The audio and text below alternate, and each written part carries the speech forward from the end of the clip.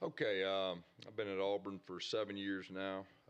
Experienced some very good times, a few rough times. The last two losses, I can honestly say, have probably hurt me worse than any of the others. I fully understand our fan base is disappointed, and they should be. Bottom line is we got to coach our players better, and that starts with me. The fact is we're close. As a matter of fact, we're real close to being a good team, and we're going to get this thing turned around. LSU is up next, one of the better teams in the country. Defense have 8 starters back. They're averaging 16 points a game, which is in the top 20. Offensively, 9 starters back. It really starts with their running back, Fournette, one of the best players in America. Got the best of us last year. We're going to have to do a good job of tackling him. As far as our team's concerned, Sean White is going to be our starter. John Franklin will be available if needed, but we're going to go with Sean White, and we're confident with that. Questions? After leaving that open for evaluation, Gus, why stick with Sean? Choose to stick with Sean again? Well, we feel like he gives us the best chance of winning, and we got to be better around him. We got to put him in better situations from a coach's standpoint to help him, and that's the reason. After I was looking at tape, how did you see the play of the offensive line? Do you plan on making any changes? After watching the tape, I thought our offensive line did a solid job. Really what stood out to me Saturday night was the negative plays. They were mess charging from a defensive end standpoint, which they had never done before. We didn't do a good enough job from a offensive coach's standpoint about adjusting quick enough. I think they had 4 negative plays through mess charge. We got to do a better job of making adjustments quicker. So it looked like the offensive line wasn't doing their job, and really it was a coaching adjustment that should have been made earlier. And like I said, they had never done that before, but the bottom line is we got to adjust better. Coach, do you ever worry at all about a rift or friction developing between the offensive and defensive groups? From a team leader standpoint, my job is to make sure that our players are all on the same page. We got an extremely close group. We have great leadership, which helps with that, and there'll be no friction within this team. Like I said, the big thing for me is our players are playing their guts out. They're playing hard.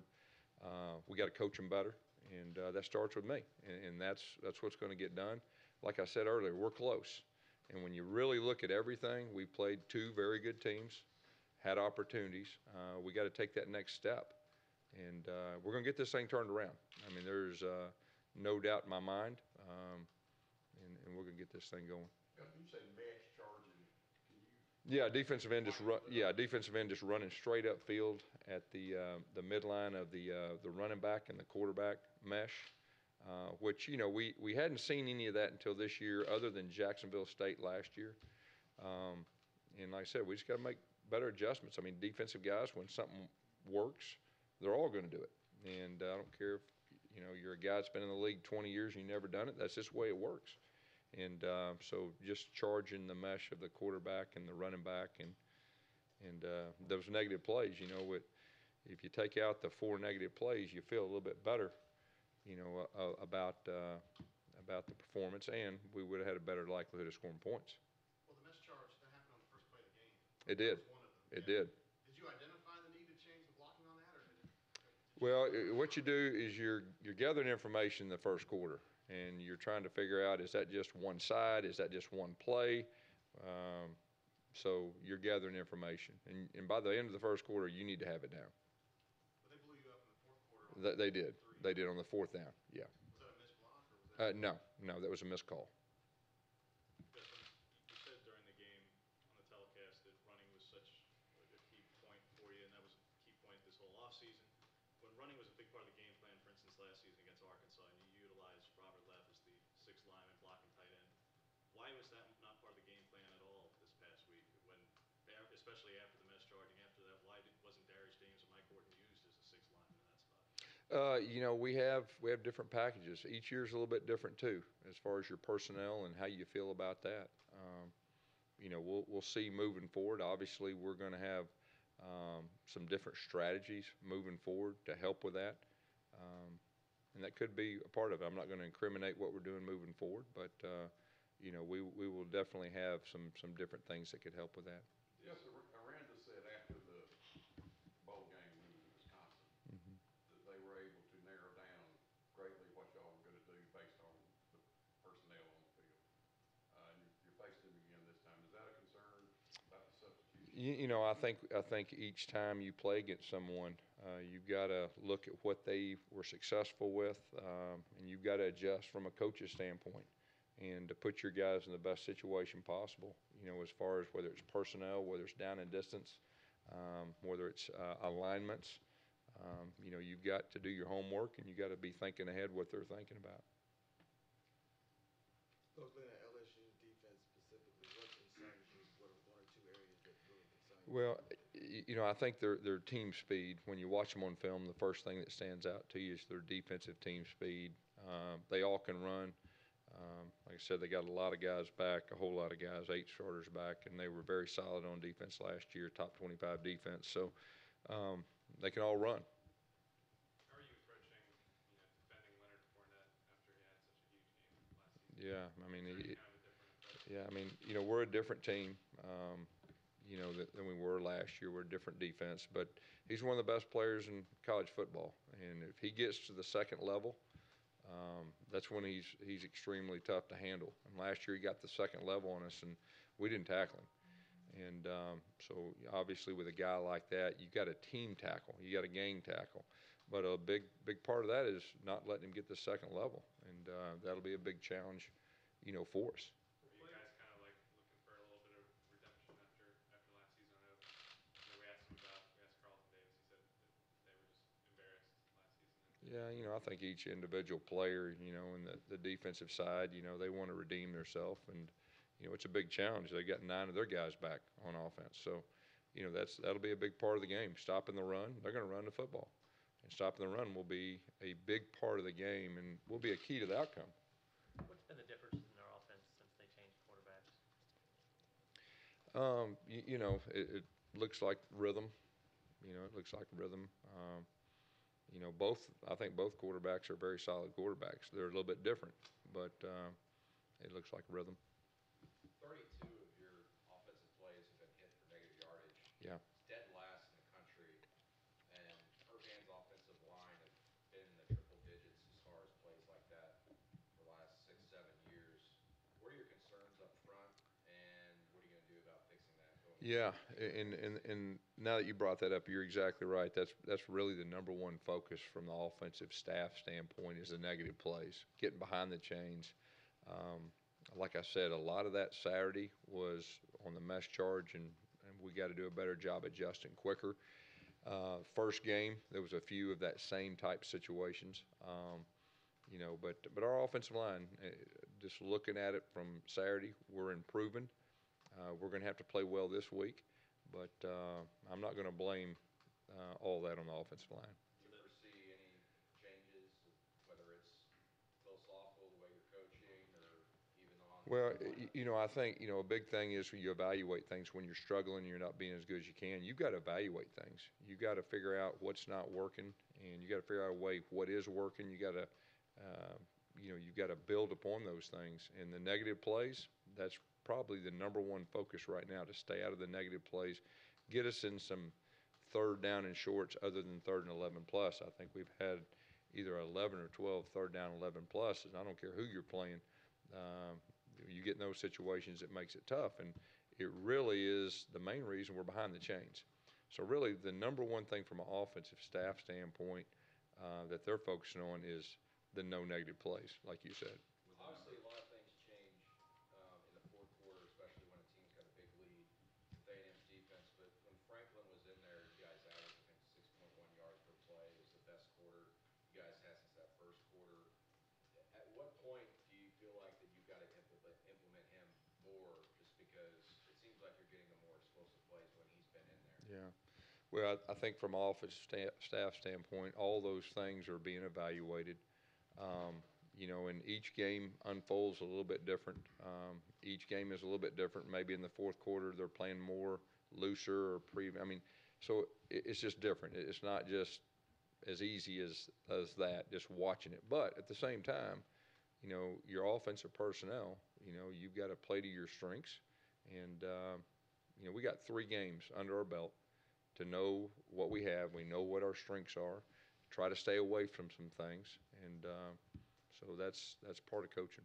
Going back to protection and negative plays, guys, how important is that this week? Not only because it's LSU, but because you're dealing with Arden Key and what he brings to the table as the SEC's leading sacker and probably one of the best pass rushers in the country. Yeah, well, he's a factor. You got to know where he's at.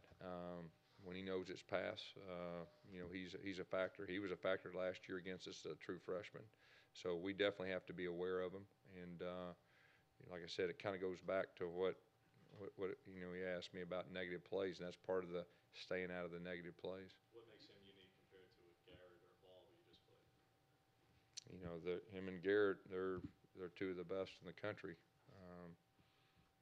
That's what makes them unique. I think their skill set and their explosiveness, their length, and their talent. Do you feel like there's a price to be paid in a way for removing Sean in the fourth quarter in a close game, in that it hurts his confidence kind of and it undermines his leadership? From a coach's standpoint, you got to take all that in. And like I said, the big thing is we felt like we needed a shot in the arm, and we were completely honest that, hey, this is what we're thinking. This is why we did it. And each game unfolds differently. And really, at that time, I felt like we needed a shot in the arm. And it did give us some type of shot in the arm. So, that's just part of coaching. You make decisions like that you feel like at the time's the best situation for your team. And that was what we felt like at the time. Would the number 2 concern as an offensive staff being how to create more explosive plays in the passing game? And I guess does fixing the offensive troubles kind of play in, or the offensive line troubles kind of play into that, maybe helping create more? I really think the explosive plays have more to do with opportunities. We got to give our guys more opportunities for the explosive plays, specifically throwing the ball down the field. And each game is a little different as far as, what you're going against and your personnel. But we got to give our guys more opportunities.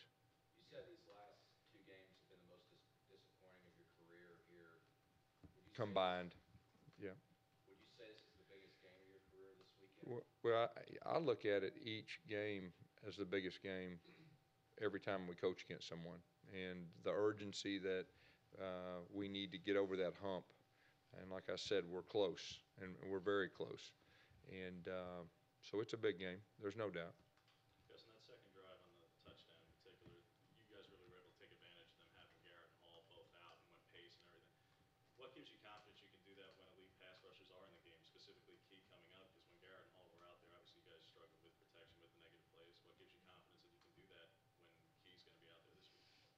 Well, I mean, that's what you do as a coach. You try to put your guys in the best situation possible. Their personnel, you got to be aware of it. But that's just part of coaching. With Kevin Steele having a lot of knowledge about their personnel and Damian having a lot of knowledge about yours, Yeah. does that have any factor? I think you got to be aware of it. But at the end of the day, when they put the ball down, you guys got to make plays and you got to execute and all that. But both teams are going to be familiar with each other. Your final snap of the game in the A&M game was a 4th and long, and Franklin just ran out of bounds. Yeah. 5 yards short of the marker. Mm-hmm. That's not a Malzahn type of situation there. You don't coach him to do that. How frustrated were you with that decision? He'll learn from it, and he won't do it again. And that's probably the best way to answer that. That hurt his candidacy to get that job? He's, like I've said before, I mean, he's learning the offense. Every time that he goes out there, we learn more about him. He is explosive, like everybody can see, and just needs to feel more comfortable. But no, we won't be running out of bounds anymore on 4th down. How's he more comfortable throwing the football these last 3 weeks? I thought he threw the ball pretty well when he went in there. We had a drop down the middle of the field, but I thought he threw the ball pretty well. Coach, when you are close, but it's not necessarily manifesting itself in the final score, how do you ensure that the kids see the bigger picture that's taking place? Yeah, well, as the leader, you've got to inspire them. You've got to keep them together. that they know we're close. I mean, players know. Players know. I mean that you're in a game, you have opportunities like last game in the third quarter. I think our defense had 3 and outs. We had opportunities on the plus side of the field, and we didn't score. Well, your players know that you're close, and just need to take that next step, and we will do that, and I'm very confident we'll do that. Gus, you've talked about Sean's confidence and his, in the offense and his experience continues to grow. Does he feel comfortable in your mind to kind of get out of plays, when he kind of looks at the sideline and then goes, no, that's not going to work? Does he have the ability and the authority to kind of do that? On certain plays, he does, and he is getting to a point where, he can take charge a little bit more, and we as coaches, we need to give him a little more freedom, and that's part of the plan moving forward too. And like I said, we got to put him in some better situations also. In a sense of saying, hey, I'm going to need more time on this play and just kind of changing it up front. That's kind of something he That's gets to do. that's a possibility. Yeah, that's a Gus, possibility. talking about putting him in better situations. I mean, obviously his skill set's different with Yeah. throwing the football. How important is it to get him into a rhythm throwing the football, first down throws, do some of those things different that you might not do with other guys? Yeah, I think it's very important, and we got confidence in him to do that. And like I said, we had a couple negative plays trying to throw the ball on first down because of the mesh charge, trying to get him in a rhythm. But there's no doubt, when he gets in a rhythm, he's a very solid quarterback. Tre'Davious White is off to a pretty incredible start as far as passing against him. He's one of the best cover corners in the country. Just how do you try to prevent him from wiping out basically half the field, maybe your number one receiver? Yeah, you got to be aware of where he's at, because you're exactly right. He is one of the best in the country. He's a real confident guy. He's got great ball skills. He's their punt returner. He's just a really good football player, and you got to be aware of where he's at. And they move him around. They do a good job of moving him around. He doesn't line up just in one spot all the time. You said in your opening statement how aware you were of how angry, the Yeah. fans, unrest. How much do you insulate yourself from that, and how much do you kind of feel their pain? I definitely feel their pain. First of all, I know the Auburn family. I know their expectations. I don't read social media. I just know, and they expect us to play good football, and I hurt too. Matter of fact, like I said, we got to do a better job. I got to do a better job, and we're going to. Gus, I asked you this after the Clemson game, but I guess I got to repeat myself. Is Herb going to be upstairs this week, or is that something you're considering? Yeah, we're consistent. He is going to be upstairs, the eye in the sky, and that's where he'll be. You're happy with that communication still after 3 weeks? Well, as far as the communication from Herb goes downstairs, I am. I mean, obviously, when you're not doing as well, you evaluate everything. And from a coach's standpoint, how can we improve? How can we give our guys the best chance of winning? And so, we're definitely evaluating that. And there'll be some changes of different things to help our guys and to help the overall offense. Will there be any personnel changes, guys?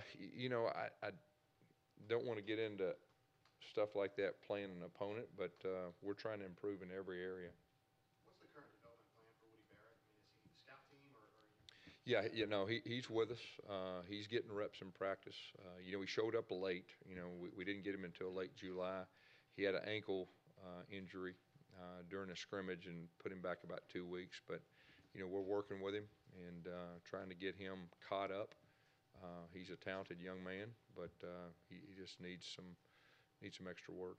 Let's say in the 20-plus years you've been coaching, you've never been through a situation like this where you're not having the success you want. You're hearing a lot of outside negativity. How are you dealing with that really for the first time in your career? Well, as a leader, you've got to correct the things that aren't going good, and that's my job. And that's the only thing on my mind. Gus, you faced against other staffers, offensively, defensively, before in your career. You haven't played a former member of your offensive staff here until this week with Damian. Just what's kind of the unique challenge here, and what did he bring to your staff while he was here? Well, of course, I coached against Rhett and coached against Cody when they were on other staffs too. So, you just got to be aware that they know certain things, and you got to, do everything you can to help your team, be successful. Coach, you've said numerous times that you're close, the team is close. What makes you Well, I think when you look at the first game, we had opportunity to win that game, and like I said, that next week, we just didn't put points on the board when we had opportunities late in the game, so we were close.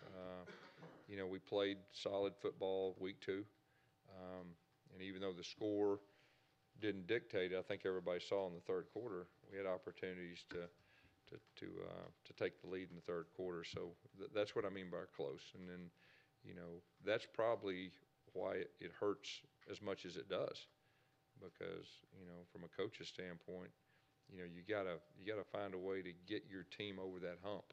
So that's what I mean by close, which is very factual, and it's encouraging when you can take away the hurt, and that's what I'm doing. And we're putting the hurt behind us. We left that on Sunday. We're moving forward to LSU, one of the best teams in college football. They're playing our place. We need to play well. Our guys have put that behind, and we are close. How do you feel about your play calling through 3 games? Hadn't been very good. I mean, it's got to be better. It's got to be better, and it will get better. Is that game plan or is it adjustments in game? I think it's all of the above.